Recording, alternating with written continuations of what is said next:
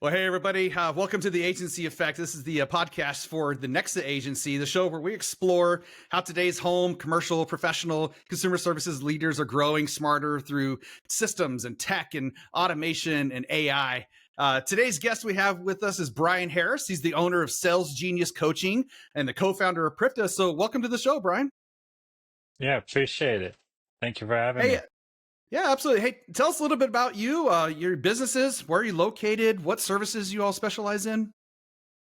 Yeah, so I'm the owner of Sales Genius Coaching and co-founder of PRIFTA, and we help traditional sales professionals transition from traditional sales in person to remote sales, whether it be high ticket, low volume sales, or just figuring out a product online to sell and kind of make their own money at home. Oh, that's great. And we're so you don't really operate out of a specific place. You guys are nationwide, maybe even worldwide.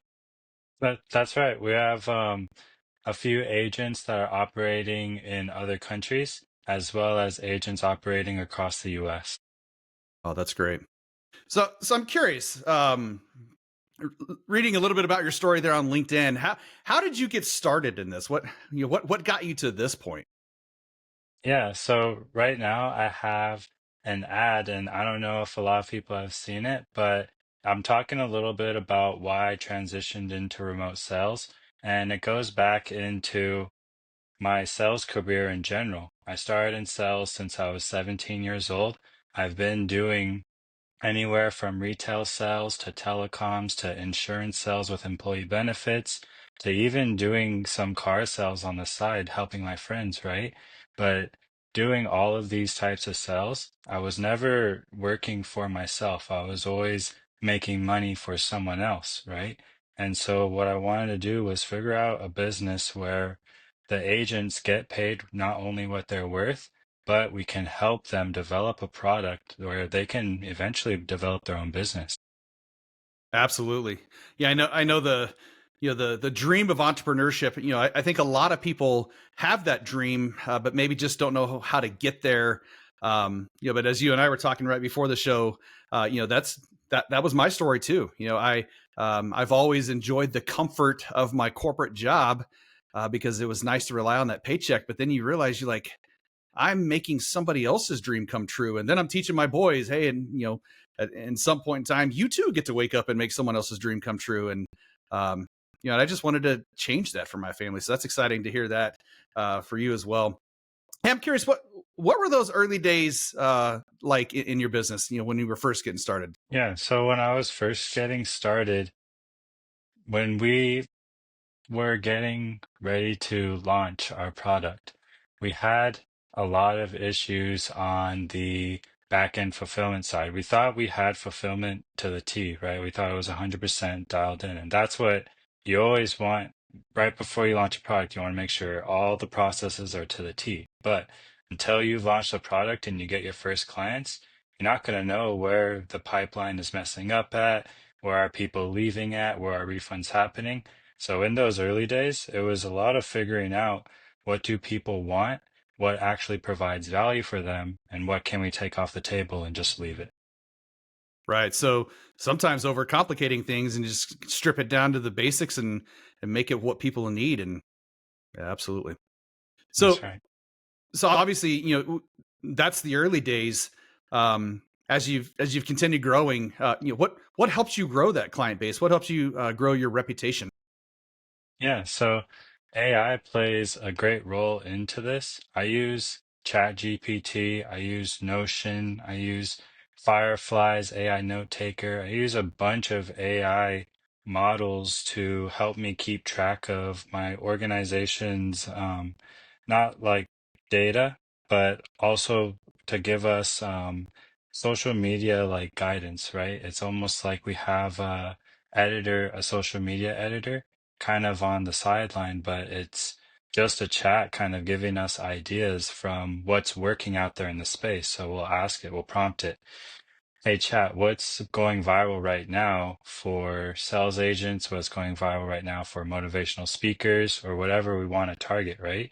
And it'll give us prompts to target that audience. And that kind of qualifies them and gets them to convert a little bit easier. Yeah, I mean, it's incredible to see, the power of AI and what it is capable to do. As you're working through those targets, what what would you say is helping your reputation? What's helping you stand out in your local market as opposed to others who may be doing this? Why would people come to your agency? Yeah, so why I feel like people would choose us over a different agency is not only do we have a bunch of support built into the framework of what we're doing with live classes, one-on-one mentorship, playbooks and scripts written out for you. Not just that, right? Not just the virtual courses, but there's also the thing that it's new. It's something that you don't have to pay a lot of money for. It's something that really anyone can be part of. They can jump into it without having a bunch of thousands of dollars or even hundreds of dollars to really get started. Absolutely.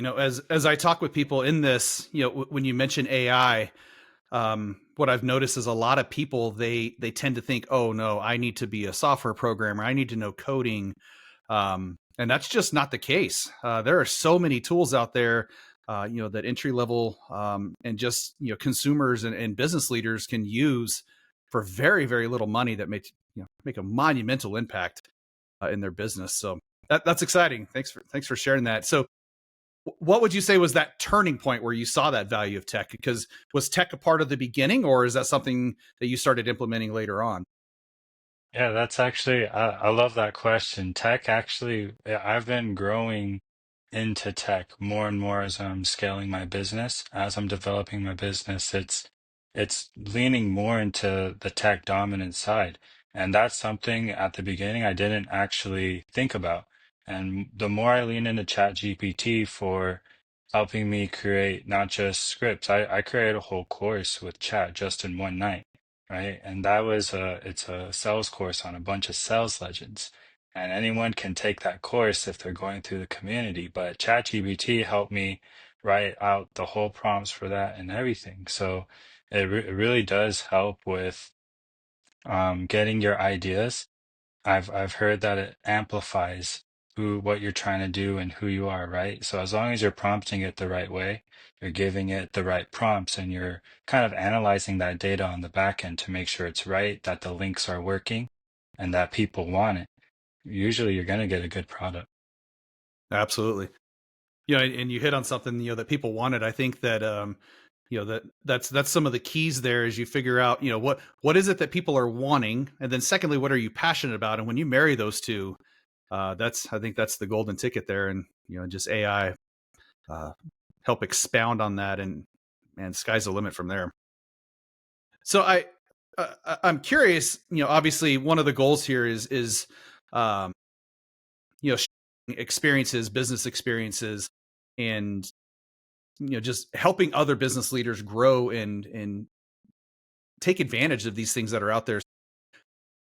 What would you say that you wish that you knew sooner as a business owner? Don't don't be afraid to try new processes, try new things like ChatGPT, try Notion, try, even though it's scary, try them because they're only going to make your workday, not just for you, but your organization easier.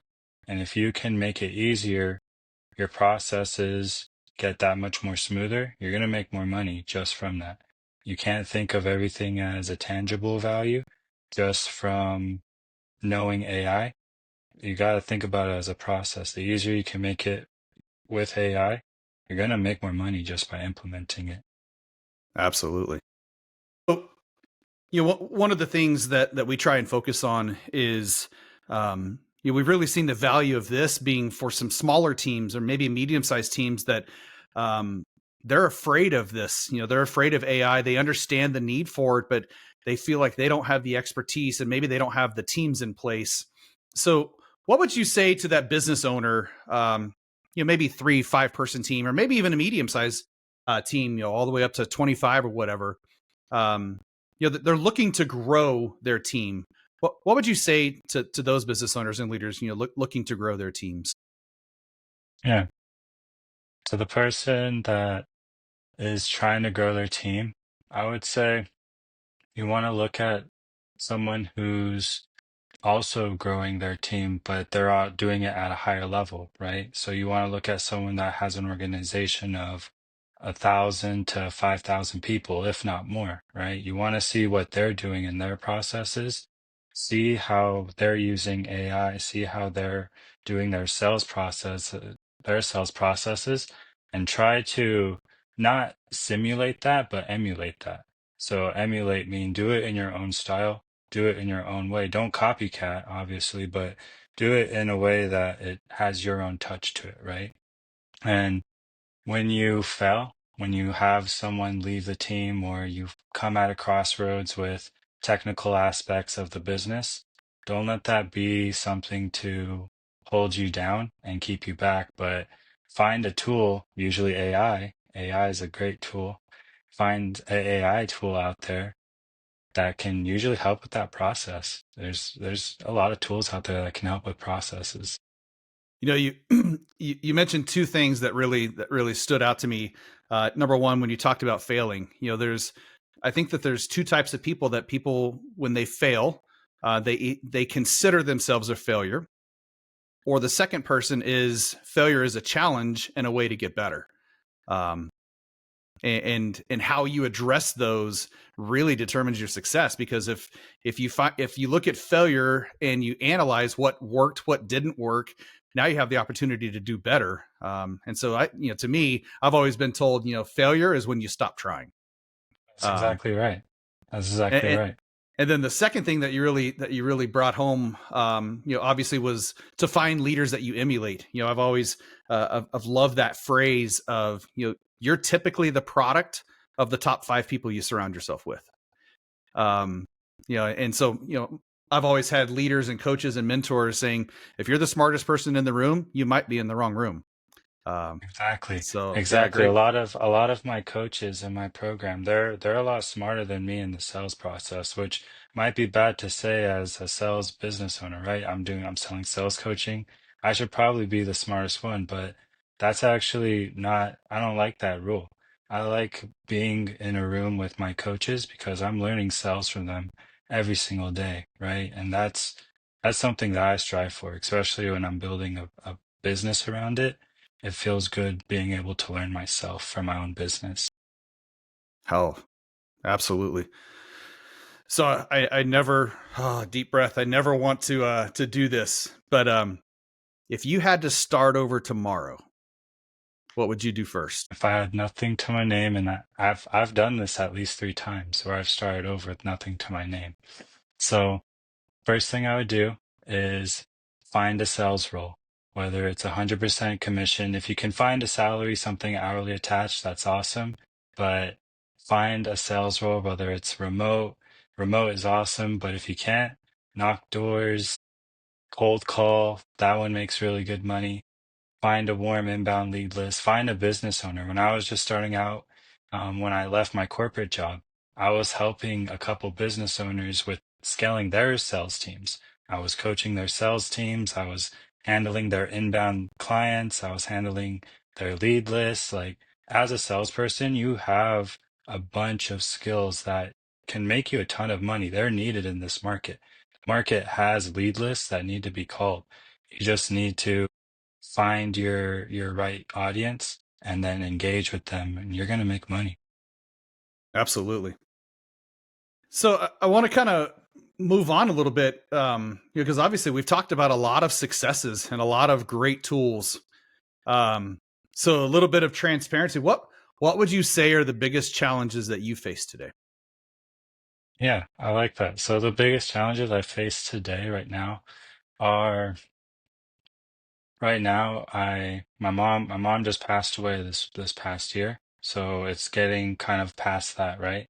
But as a business, what we face right now is we're trying to figure out how do we scale at a level where we can keep prices where they're at, right? Where we can still help people and we can still build value into our system, right? You're always looking to build more value while also trying to keep the cost where it's at. How can you produce more value while keeping costs where they're at. So I want to say that's the biggest issue right now.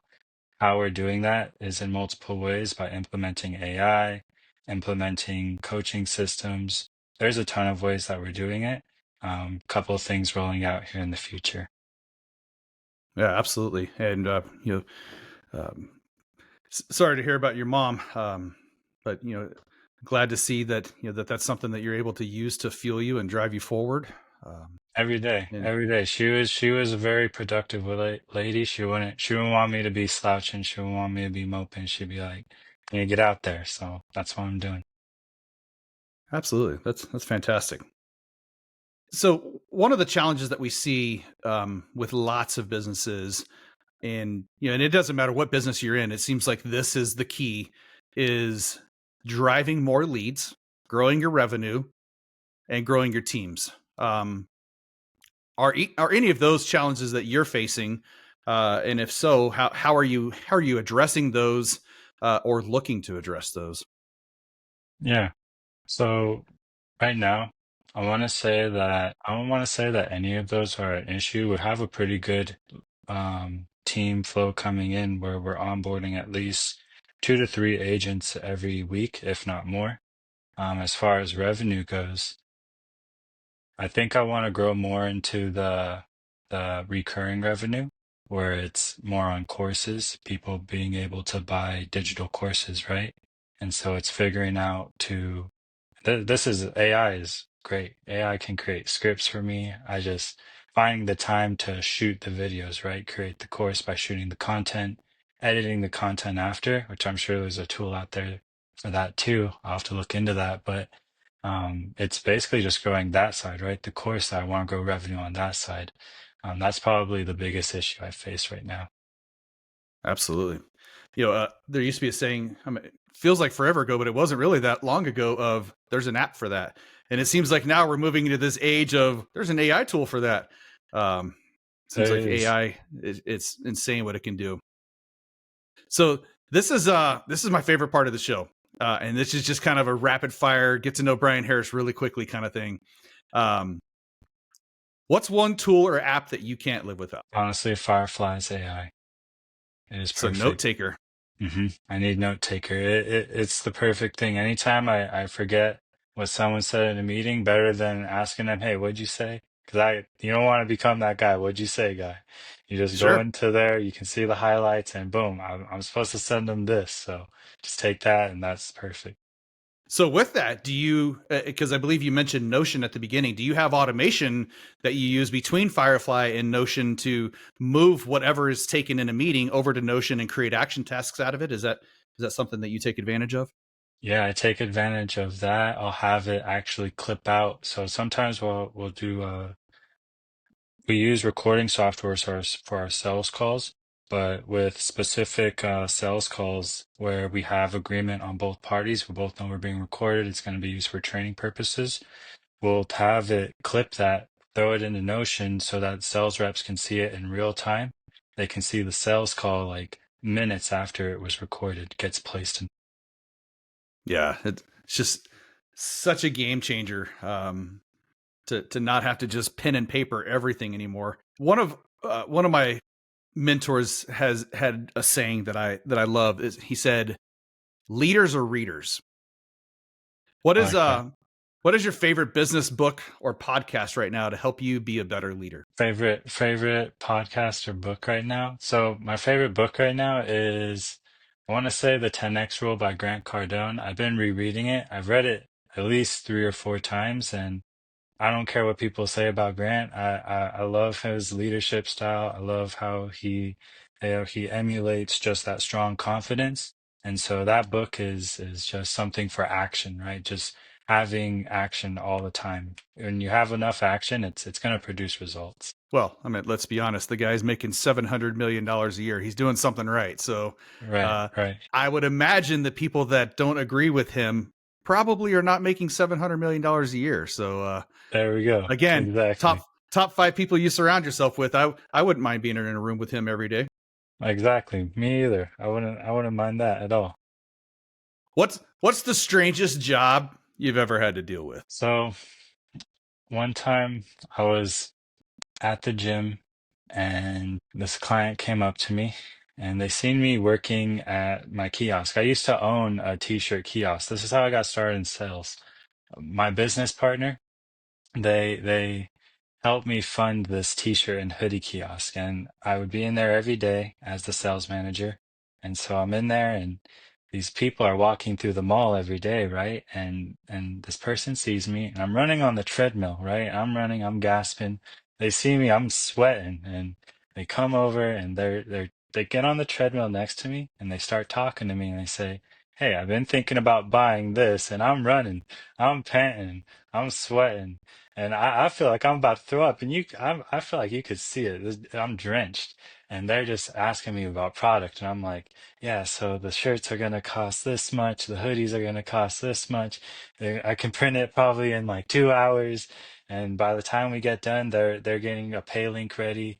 I'm getting my phone out, I'm getting off the treadmill, holding on the wall, and that's probably the most weirdest payment I've ever taken in my life. I've never had to sell even close to that. It reminds me of sweat money that you pull out of your shirt or out of your socks.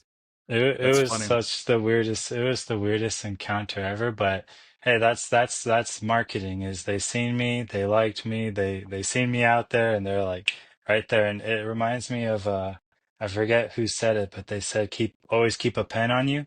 What I learned was in your phone, always keep a pay link. Always keep a pay link on you. Absolutely. Yeah, I mean, it just seems that in business, leads call at the times that you weren't expecting them. I think back to a TikTok video that I made, and I was outside grilling hamburgers, and I'm like, "Oh, this would be a great TikTok video." I'm like, when leads call? Right about now when you're grilling hamburgers, and if you don't Hmm. answer, they call someone else, and Hmm. that's lost revenue. So, You're hey, you exactly know what? right. If you're going to sell a T-shirt running on a treadmill, let's sell a T-shirt running on a treadmill. You're exactly right. Well, hey, Bryan, hey, I sure appreciate you, man. Questions: Where can people connect with you and connect with your businesses and follow your work? Yeah, so they can connect with me on LinkedIn. I'm really active in my school community at Sales Genius University. They can connect with me on Facebook at Bryan Harris, but really LinkedIn is the best place for me. That I'm active there like every day. Sorry about You still with me? You still with me? that.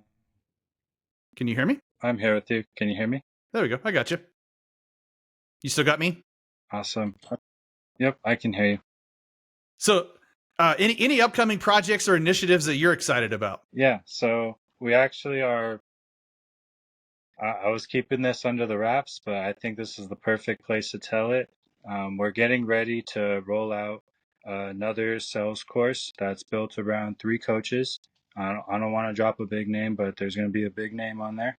And we're also getting ready to roll out something for our auto dealers. If you're in car sales, you have a dealership, your team's struggling, we're creating an offer specifically for your team, not to just help your reps sell more, but to literally turn them into little walking finance managers to where they can speak APR, they can speak terms, they can help get the client feel confident in moving to that next step. So I want to get everyone prepared for that. Man, that's exciting. Kind of can't wait to see who that big name is. Well, Bryan, thank you so much. That's awesome. Well, thank you so much, man, for joining us here on the Agency Effect. You will make sure to drive some people to your LinkedIn. I've been privileged to follow you on your LinkedIn and seen some of the great work that you're doing over there. So I know that there's lots of value that people can lean from that, as well as your sales coaching team. So thanks so much for joining us here on the Agency Effect, man. Have a great day. Yeah, appreciate you, Jason. Thank you for having me. Thank you a lot.